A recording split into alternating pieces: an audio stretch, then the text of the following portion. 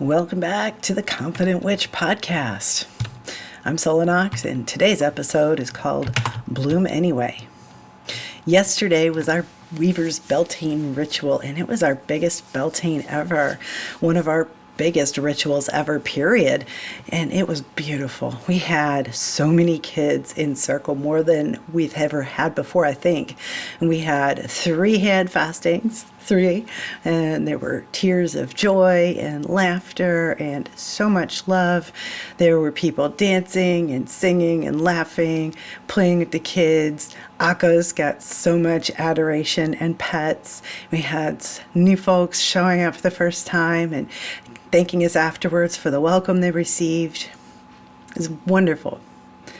Now, I could tell you about the things that didn't go according to plan, right? I could talk about the jacket I forgot and how I was so cold most of the night. My hands have this weird, Raynaud's hangover thing going on now. Could talk about all the items that were missing from our inventory or forgotten that we couldn't find. The people from our coven who were missing. All the last minute scrambling to make do and adjust. I could talk about how my back can't handle any lifting anymore and how useless I feel sitting by the fire, resting and waiting while other people are lifting and moving and chasing children and stuff that I used to do. But I'm not going to focus on all that because the truth is those things didn't ruin a thing. And there's a lesson in that. Joy isn't what happens when everything's perfect. Joy is what happens when you choose to notice what's beautiful, even when things are messy and imperfect.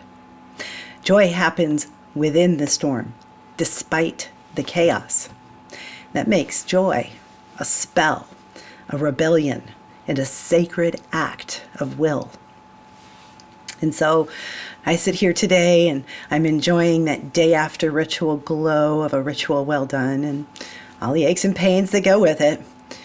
The wheel keeps turning and we're moving through and past Awaz, the yew tree, the death tree, the world tree. And I want to talk about choosing joy anyway. Not because the world is healed, not because your pain is gone, and not because the fight is over, because it's not. But even in a broken world, and even in a broken body, even when grief is fresh, even when the systems around you are failing and you aren't sure what tomorrow is going to bring and everything feels like too much, joy still matters. Joy is what gets us through. It's the revolution that we can carry inside us. And joy is the armor that we wear to the next battle. It's the inspiration. It's that soul nurturing that gives us the drive to keep going. This spring, more than in any recent memory, I've been feeling this energy of death and transformation and rebirth crackling through my life like sunlight through ice. And it's the kind of death that's not a dead-end crypt, but that compost pile for the future, right? And the idea that pain is not so much a punishment, but a push for change, a signal. This past winter, I got broken in ways that scared me. My body felt like it was crumbling. My energy was gone. The world around me felt gray. I felt like I was disappearing. Everything looked like it was crumbling. We had regime change taking over our country and our economy. But I've made it through so far. We've made it through. You've made it through. The trees outside are budding again. The flowers are blooming again. In fact, we've made it past that first bloom, and some of those trees are getting fully leafed now. The sun is out and warming the soil and my skin, even my aching bones when I'm not outside in the cold at ritual. But even after that, I am still here. I could miss the beauty if I let myself stay braced for impact all the time. And it's really easy to just keep waiting for the next thing to go wrong, to guard my joy, to shrink it, to tell myself I don't deserve it yet, not yet. Something bad could still be waiting, not yet, but what if it goes wrong tomorrow? But so what? Even if it all goes sideways tomorrow or later tonight, wouldn't it be better if I spent that time between now and then finding what joy I can? So this year, I'm choosing something different. This spring, I choose to bloom anyway. And I want to be clear about this. This is not pink smoke and fluffy bunny stuff. It's not good vibes only. This is not about ignoring the real pain and the real grief and the very real dangers and abuses and betrayals that exist in our world. I will never try to tell you to pretend that everything is fine, because that's not my path. That's not what I teach. That's not what we do here. What I'm saying is that when those things exist, and they will, because that's life, that's the world we're in. But when we're facing that stuff, joy becomes even more important. Joy becomes elevated to the sacred. Because when they tell us that we are wrong for existing here, when they strip away our rights and our safety and our future, joy gets to say, I'm still here. I'm still dancing. I was out dancing last night. I'm still in love with being alive.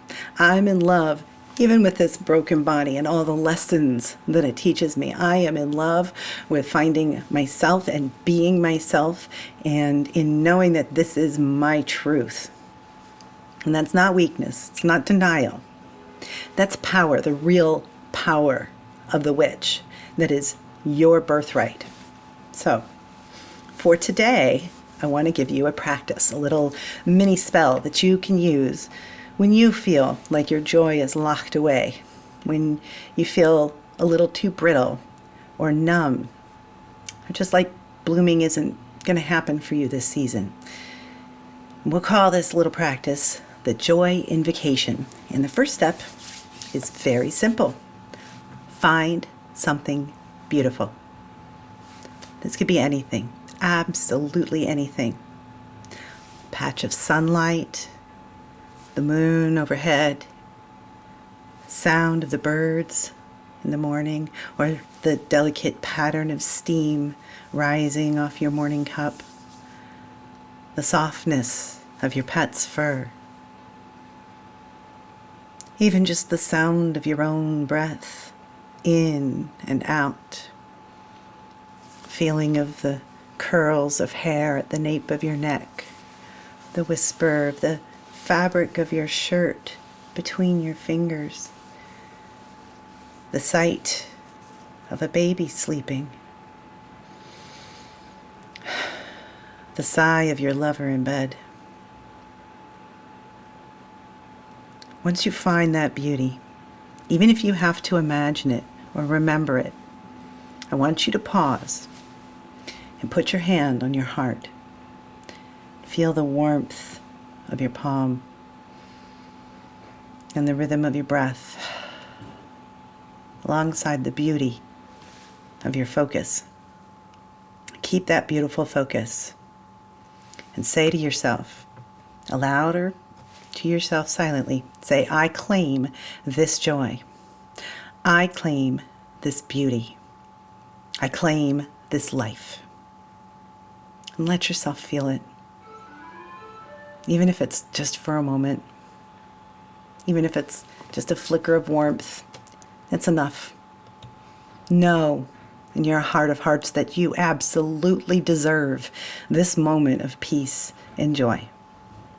And make mental note of that feeling.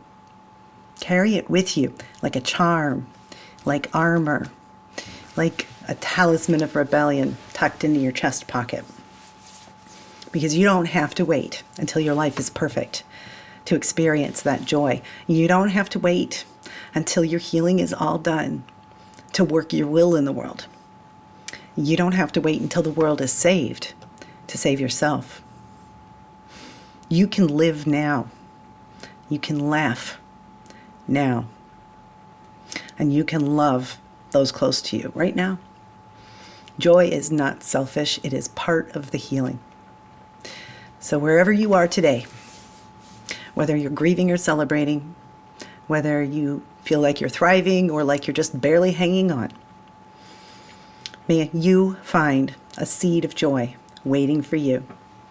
May you water it with your breath, and may you dare to bloom anyway. Stay magical, stay confident, and I'll see you next time.